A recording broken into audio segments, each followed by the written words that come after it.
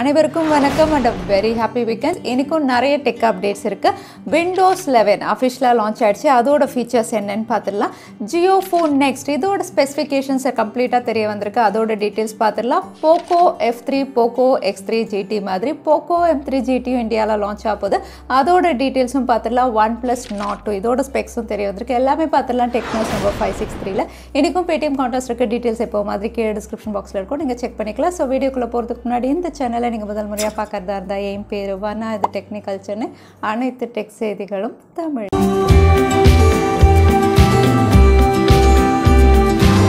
Google Chrome ப்ரௌசரில் privacy sandbox ஃபீச்சரில் ரொம்ப நாள் ஒர்க் பண்ணிட்டு இருக்காங்க. ஸோ இந்த ஃபீச்சர்ஸ் அப்படின்னு பார்த்தீங்கன்னா தேர்ட் பார்ட்டி ஆப்ஸ் நம்மளை ட்ராக் பண்ணுறதா இருக்கட்டும், க்ரோம் ப்ரௌசர் வழியாக இல்லை குக்கீஸ் வழியாக ட்ராக் பண்ணுறதா இருக்கட்டும், இதெல்லாம் அவாய்ட் பண்ணுறதுக்கான ஒரு ஃபீச்சரில் தான் ஒர்க் பண்ணிட்டு இருந்தாங்க. 2022 குக்கீஸ் ட்ராக்கிங் இதெல்லாமே கூகுள் க்ரோமில் இருக்காது அப்படின்னு சொல்லியிருந்தாங்க.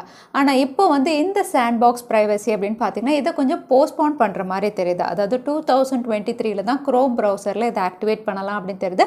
இதுக்கான காரணம் அப்படின்னு பார்த்தீங்கன்னா அட்வர்டைசர்ஸ் எல்லாம் குக்கீஸ் ட்ராக் பண்ண முடியல அப்படிங்கும்போது ப்ராப்பராக ஆட் யாருக்குமே கொடுக்க முடியாது, எங்களுக்கு நிறைய லாஸ் ஆகும் அப்படின்னு ரிக்வெஸ்ட் பண்ணதுனால கூகுளுடைய இந்த ப்ரைவசி சாண்ட்பாக்ஸ் 2023 மேலே தான் க்ரோம் ப்ரௌசரில் வரலாம் அப்படின்னு தெரியுது. ஸ்விக்கி இந்தியாவில் ஃபுட் அண்ட் மெடிசன்ஸ் ட்ரோன் வழியாக டெலிவரி பண்ணோம் அப்படின்னு சொல்லி ட்ரையல் வெர்ஷன்ஸ் நார்த் இந்தியாவில் பண்ணிட்டு இருக்காங்க. ஆனால் இப்போ ப்ளூ டாட் அப்படின்னு பார்த்தீங்கன்னா ட்ரோன் வழியாக டெலிவரியே ஸ்டார்ட் பண்ணிட்டாங்க. எங்கன்னு கேட்டிங்கன்னா தெலுங்கானாவில். இவங்க தற்சமயம் கோவிடுக்கு தேவையான மெடிசன்ஸ் அப்படின்னு பார்த்தீங்கன்னா ரொம்பவே கிராமங்களில் யாருமே போக முடியாது அந்த மாதிரி இடங்களுக்கு டெலிவரி பண்ணுறதுக்கு ட்ரோன் யூஸ் பண்ணுறாங்க.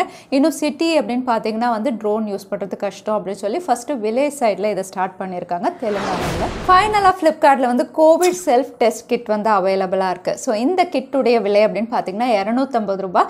யாரெல்லாம் டெஸ்ட் பண்ணிக்கலாம் அப்படின்னு பார்த்தீங்கன்னா 2 வயசு குழந்தையில ஆரம்பித்து பெரியவங்க எல்லாருமே டெஸ்ட் பண்ணிக்கலாம் இந்த கிட் வழியாக. ரிசல்ட்ஸ் அப்படின்னு பார்த்தீங்கன்னா வெறும் 1/4 மணி நேரம் 15 நிமிஷத்தில் உங்களுக்கு ரிசல்ட் வந்துடும். ஸோ நீங்கள் உங்களுக்கு ஃபீவர் இருக்குது அப்படின்னு ஃபீல் பண்ணால் ஹாஸ்பிட்டல் போகிறதுக்கு முன்னாடி செல்ஃப் டெஸ்ட் பண்ணிக்கணும் அப்படின்னா இந்த கிட் நீங்கள் ஃப்ளிப்கார்ட்லேருந்து பர்ச்சேஸ் பண்ணிக்கலாம்.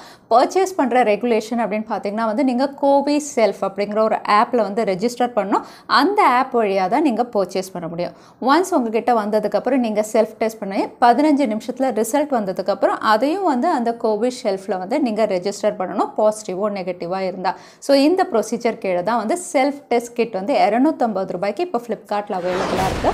மைக்ரோசாஃப்ட்டுடைய விண்டோஸ் 11 அஃபிஷியலாக லான்ச் ஆயிடுச்சு. விண்டோஸ் 10லேருந்து ஒரு பிக் அப்கிரேட் அப்படின்னு சொல்லலாம். ஆல்ரெடி நம்ம பார்த்தோம் மல்டிபிள் மானிட்டர்ஸ் நம்ம கண்ட்ரோல் பண்ணலாம். அதோட யூசர் இன்டர்ஃபேஸ் அதாவது கஸ்டமைசேஷன் அப்படின்னு பார்த்தீங்கன்னா இதுக்கு முன்னாடி ஸ்டார்ட் மெனு அப்படிங்கிறது லெஃப்டில் தான் இருந்தது. ஆனால் இனிமேல் விண்டோஸ் 11 உங்களுக்கு சென்டராக இருக்கும். அதோட விண்டோஸ் இப்போ ரீசெண்டாக பார்த்தீங்கன்னா எல்லாருமே work from home, study from home அப்படிங்கிறதுனால விண்டோஸ் அதாவது மைக்ரோசாஃப்ட் டீம் டிஃபால்ட்டாக இன்ஸ்டால் பண்ணி தராங்க. அதோட ஸ்கைப் அப்படின்னு பார்த்தீங்கன்னா இதையும் இவங்க பர்ச்சேஸ் பண்ணியிருக்காங்க. ஸோ ஸ்கைப் வழியாகவும் நீங்கள் கால் பண்ணிக்கலாம். இதெல்லாமே டிஃபால்ட்டாக உங்களுக்கு விண்டோஸ் 11 அவைலபிளாக இருக்குது. அது மட்டும் இல்லை, யூனிவர்சல் மியூட் பட்டன் அப்படின்னு கொடுத்துருக்காங்க. மீட்டிங் அட்டென்ட் பண்ணும்போது ஒன்றொன்னா தனித்தனியாக நீங்கள் மியூட் பண்ண தேவையில்லை. யூனிவர்சல் மியூட் பட்டன் நிறைய கஸ்டமைசேஷன்ஸ் உங்களுக்கு ஐக்கன்ஸ் வித்தியாசமாக இருக்குது, ஃபங்க்ஷனாலிட்டி நிறையா கொடுத்துருக்காங்க. ஸோ இந்த மாதிரி எக்ஸைட்டிங் ஃபீச்சர்ஸ் எல்லாம் கொடுத்துருக்காங்க. எந்தெந்த பிசிக்கு இது கம்பேட்டபிளாக இருக்கும் அப்படின்னு பார்த்தீங்கன்னா விண்டோஸ் 11 எல்லாருமே ஃப்ரீயாக டவுன்லோட் பண்ணிக்கிற மாதிரி எண்ட் ஆஃப் த இயர்க்குள்ளே இவங்க கொண்டு வருவாங்கன்னு தெரியுது.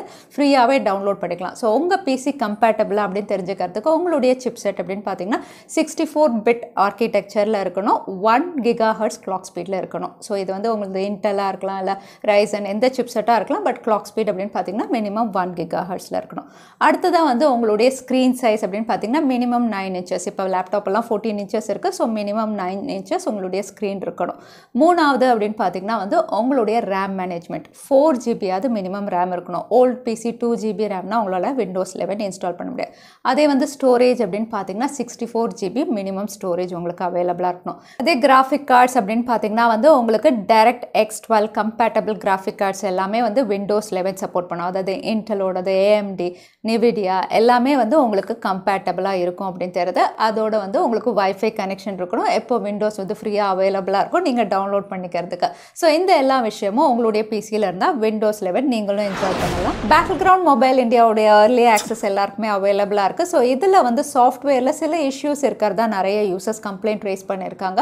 ஸோ இந்த இஷ்யூஸ் அப்படின்னு பார்த்தீங்கன்னா மேப் வந்து நிறைய பேருக்கு ப்ராப்பராக டவுன்லோட் ஆகலை, அதோடு வந்து விளையாடும் போது நிறைய இடங்களில் ஹேங் ஆகுது, கிளிச்சஸ் மாதிரி இருக்குது அப்படிங்கிற மாதிரி கம்ப்ளைண்ட் ரைஸ் பண்ணியிருக்காங்க. ஸோ கிராஃப்டன் அப்படின்னு பார்த்தீங்கன்னா சில அப்டேட்ஸில் இதை கரெக்ட் பண்ணுறதா தெரியுது. அதோட வந்து இது தற்சமயம் பீட்டா வெர்ஷனில் இருக்குது. அஃபிஷியல் லான்ச் அப்படின்னு பார்த்தீங்கன்னா மிட் ஆஃப் ஜூலை அப்படின்னு சொல்லியிருக்காங்க. அதுக்குள்ளே இது எல்லாமே கரெக்ட் ஆகிடும் அப்படின்னு தெரிய வந்திருக்கு. ஸ்ட்ராட்டஜி அனலிட்டிக்ஸ் ஒரு ரிப்போர்ட் வெளியிட்டிருக்காங்க. இந்த ரிப்போர்ட் அப்படின்னு பார்த்தீங்கன்னா 1994லேருந்து 2021 எப்படி ஸ்மார்ட் ஃபோன் யூசர்ஸ் வந்து க்ரோ ஆயிருக்காங்க அப்படிங்கிற ரிப்போர்ட் தான். ஸோ 1994 அப்படின்னு பார்த்தீங்கன்னா ஃபர்ஸ்ட் வந்து IBM இவங்க தான் ஸ்மார்ட் ஃபோன் டிவைஸ் லான்ச் பண்ணி 30,000 பேர் தான் முதல்ல யூஸ் பண்ணியிருக்காங்க வேர்ல்டில். ஸோ அதுக்கப்புறம் பார்த்தீங்கன்னா வந்து 1 பில்லியன் அப்படிங்கிற மார்க்கை டச் பண்ணுறதுக்கு வந்து 1994லேருந்து 2012 ஆயிருக்கு. ஆனால் இப்போ 2021 அப்படின்னு பார்த்தீங்கன்னா 50% ஆஃப் த வேர்ல்ட் பாப்புலேஷன் வந்து எல்லாருமே ஸ்மார்ட் ஃபோன் யூஸ் பண்ணுறதா தெரியுது. ஆல்மோஸ்ட் 50% டச் பண்ணிட்டோங்கிற மாதிரி இந்த ரிப்போர்ட்டில் வெளியிட்டிருக்காங்க. Jio phone next world cheapest 4G Android smart phone இந்த டேக்லைன் கீழே நேற்று அனௌன்ஸ் பண்ணியிருந்தாங்க. ஃபர்ஸ்ட் லுக்கும் ரிவீல் பண்ணியிருந்தாங்க. இப்போ அஃபிஷியல் ஸ்பெக்ஸ் ரிவீல் ஆயிருக்கு. ஸோ இந்த ஸ்மார்ட் ஃபோனுடைய டிஸ்பிளே அப்படின்னு பார்த்தீங்கன்னா LCD பேனல் 5 inches நேற்றே பார்த்துருந்தோம் 16:9 ரேஷியோட. சிம் கார்டு அப்படின்னு பார்த்தீங்கன்னா டுவல் சிம் சப்போர்ட் தராங்க. அதோட ஸ்டோரேஜ் வேரியன்ட் அப்படின்னு பார்த்தீங்கன்னா வந்து 1 GB RAM 8 GB ROM storage வேரியண்ட்டோட வருது.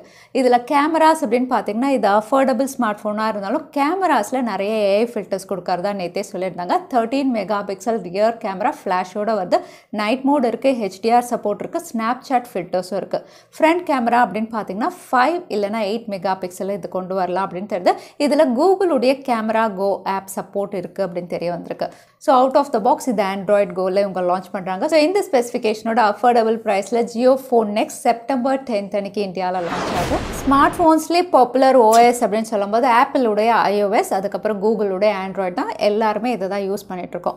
இப்போ ரீசெண்டாக பார்த்தீங்கன்னா ஹுவாவே அவங்களுடைய ஹார்மனி OS லான்ச் பண்ணி அவங்களுடைய டிவைசஸ் எல்லாம் ஹார்மனி OSக்கு ஷிஃப்ட் பண்ணுறாங்க. ஸோ இதில் ஒரு ஹைலைட்டிங் ஃபீச்சர் iOSலையும் இல்லை, நமக்கு ஆண்ட்ராய்ட்லையும் இல்லை. அந்த ஃபீச்சர் அப்படின்னு பார்த்தீங்கன்னா ஃபேக் சார்ஜர்ஸை வந்து டிடெக்ட் பண்ணுற ஃபீச்சர். ஸோ நீங்கள் யூஸ் பண்ணுற சார்ஜர் வந்து ரியலாக ஃபேக்கானு நீங்கள் யூஸ் பண்ணும்போதே ஒரு நோட்டிஃபிகேஷனில் உங்களுக்கு பாப்அப் ஆகும் அப்படின்னு தெரிய வந்திருக்கு.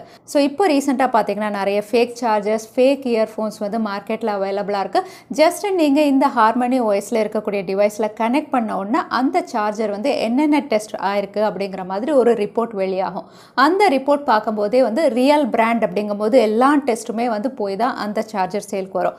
அதே ஃபேக் அப்படின்னு பார்த்தீங்கன்னா எந்த டெஸ்ட்டுமே வந்து அவங்க பண்ணியிருக்க மாட்டாங்க. ஸோ இதில் ரியல் ஆர் ஃபேக் அப்படின்னு சொல்லி அந்த டெஸ்ட் ரிப்போர்ட்டை வச்சு ஈஸியாக அதை டிடெக்ட் பண்ணி சொல்லிடும் அப்படின்னு தெரியுது. ஸோ இந்த மாதிரி ஆண்ட்ராய்டு அண்ட் iOSலையும் கொடுத்தா ரொம்பவே நல்லாயிருக்கும். என்ன சொல்கிறீங்க? தவறாமல் கமெண்ட்டில் ஷேர் பண்ணுங்க. ரியல்மியுடைய GT மாஸ்டர் எடிஷன், அதுக்கப்புறம் ரியல்மி புக் உடைய லான்ச் அப்படின்னு பார்த்தீங்கன்னா முதல்ல சைனாவில் ஆல்ரெடி பார்த்துருந்தோம். இப்போ இதோட லான்ச் மந்த் அப்படின்னு பார்த்தா மிட் ஆஃப் ஜூலைக்குள்ளே இது லான்ச் ஆகும் அப்படின்னு கன்ஃபார்மாக இருக்குது.